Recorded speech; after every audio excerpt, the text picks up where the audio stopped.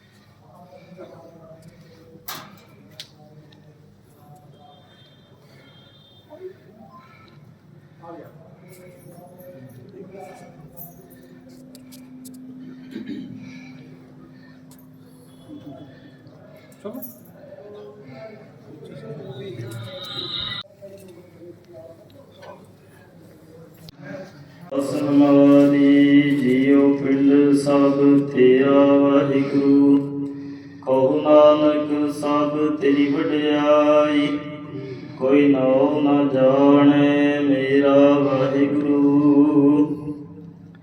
बोला जी वाहिगुरु वाहिगुरु अरदास सिख ओंकार सतਿ वाहिगुरु जी की फतेह। श्री भगवती जी सहाय वार श्री भगवती जी की पातशाही दसवीं प्रथम भगवती सिमर के गुरु नानक नहीं त्याए। फिर अंगद गुर ते अमरदास रामदास हुई सहाय। अर्जन हर गोविंद नो सिमरो श्री हर राय श्री हर कृष्ण त्याइए। जिस डिठे सब दुख जाए तेग बहादुर सिमरिए घर नौ निध आवे ताई सब थाई हुई सहाय। दसवें पातशाह श्री गुरु गोबिंद सिंह जी महाराज सब थाई हुई सहाय। दसां पातशाहियां दी जोत धन धन श्री गुरु ग्रंथ साहिब जी दे पाठ दीदार दा ध्यान धर के बोलो जी वाहिगुरु। ए निमाणियां दे मान सतगुरु नी ताणियां दे ताण, नेवटियां दी ओट नी आसरियां दे आसरे।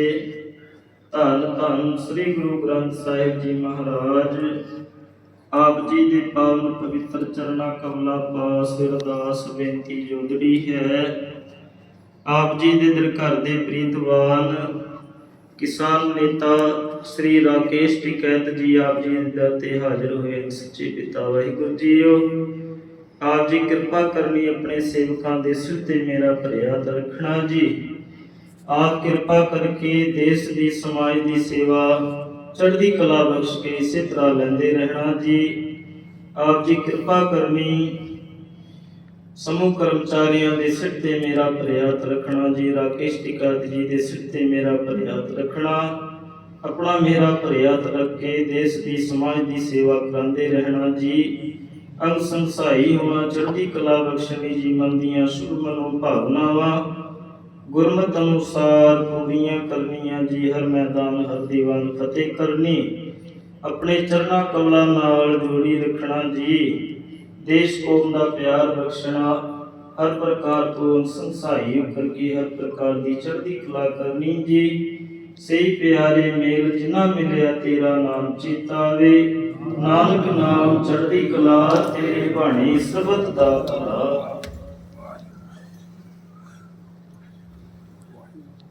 वाहिगुरु जी का खालसा वाहिगुरु जी की फतेह।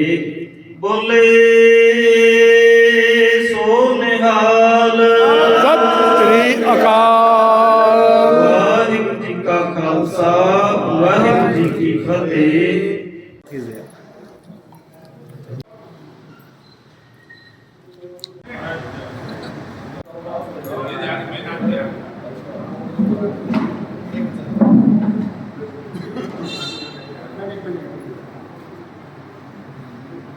देश के विख्यात किसान नेता ने MGTV से विशेष बातचीत में कहा कि देश में अगली सरकार नरेंद्र मोदी की ही बनेगी, पर जोड़ तोड़ करके। निगहत जी, धर्मनगरी धमतरी में आपका हार्दिक स्वागत है। सिख समाज की तरफ भी स्वागत है। ये नगर वासियों का सौभाग्य है कि आज इतनी बड़ी इंटरनेशनल हस्ती जिन्होंने भारत में अपनी एक पहचान बनाई है किसान आंदोलन में, उनसे हमको रूबरू होने का, बातचीत करने का मौका मिल रहा है। ये हमारा सौभाग्य है। हम जानना चाहते हैं कि ये आपका जो प्रवास है धमतरी नगर का प्रॉपर है या कहीं का कोई राजनीतिक प्रवास है? नहीं, कोई राजनीतिक प्रवास नहीं है हमारा। हम तो किसानों से मिलने जगदलपुर और ये सुकमा, ये जितने भी आगे का क्षेत्र पड़ता था, जो खास करके इंटीरियर है, आदिवासी क्षेत्र है, वहाँ के किसानों की क्या दिक्कतें हैं, कल हम दुर्ग में रहेंगे, वहाँ पे जानकारी करेंगे। और यहाँ पे 2-3 बड़ी समस्याएं हैं। जंगल काटे जा रहे हैं, खनन बड़े पैमाने पे है, जिससे जंगल और पानी दोनों का नुकसान है, ये बड़ी समस्या। फसलों के दाम नहीं मिलते, वो भी एक समस्या है।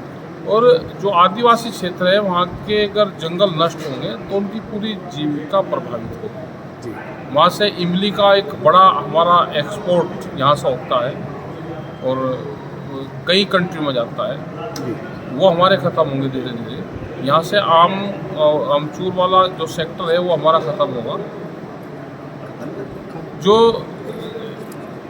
जंगली औषधियाँ हैं हमारी, जो यहाँ से जंगलों से मिलती हैं, वो हमारी ख़त्म होगी। अगर हमारे जंगल और गांव नष्ट होंगे तो इतने लोगों को हम कहाँ रोजगार देंगे, वो एक बड़ी समस्या है। तो उनकी बात सुननी चाहिए। लेकिन आप जिन वनवासियों की, आदिवासियों की बात कर रहे हैं, ये नक्सल प्रभावित क्षेत्र है, खासकर बस्तर जहां आप जा रहे हैं। वहां के जो वनवासी हैं, उनके एक कनपट्टी में नक्सलवादी की पिस्टल है, एक कनपट्टी में पुलिस वालों की पिस्टल है।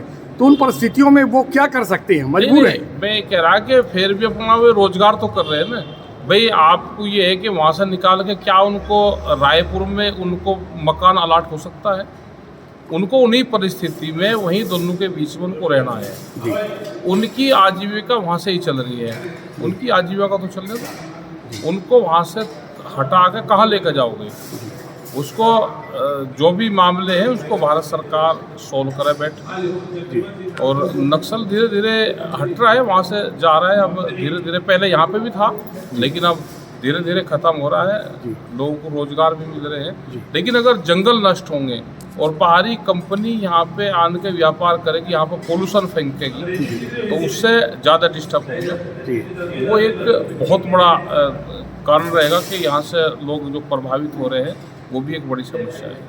आप बता रहे हैं कि किसान जो है परेशान है वहाँ, जबकि आप पूरा देश घूमते हैं। छत्तीसगढ़ में जो किसान आंदोलन की स्थिति है, जो संगठन की स्थिति है, उसको कैसा देखते हैं आप? देखो, अभी संगठन बहुत मजबूत स्तर पे यहाँ पे नहीं है। यहाँ शुरू कर रहे हैं। एक चीज़ तो सरकार यहाँ पे करती है कि धान पे बोनस देती है, वो पूरे देश में कहीं नहीं है। ये पूरे देश में इस तरह का बोनस होना चाहिए, ये सरकार की ठीक चीज़ है। लेकिन हम MSP गारंटी कानून चाहते हैं कि पूरे देश में जो फसलें हैं वो MSP से कम पे खरीद ना हो, वो हम जरूर चाहते हैं। पूरे देश को लेके चलना है। आप सिर्फ किसान हित की बात करेंगे तो सबका साथ, सबका विकास कैसे हो पाएगा?